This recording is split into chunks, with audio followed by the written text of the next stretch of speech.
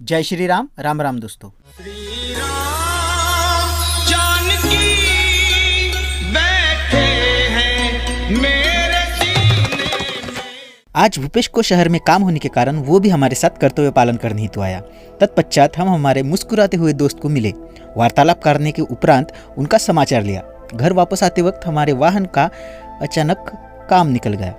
जब हमारे वाहन को खोल खोल कर उसके पुर्जे निकाले जा रहे थे तब हमें भी बहुत बुरा लग रहा था, परंतु इन कठिनाइयों के उपरांत जो मेरे वाहन का रूप निकल कर आया वो देख सक। और हाँ, नए प्रकाशक लगाने के उपरांत तो वातावरण प्रकाशमय हो गया और इसी प्रकाश में हमने हमारा आनंद खस्ता खाकर प्रकट किया।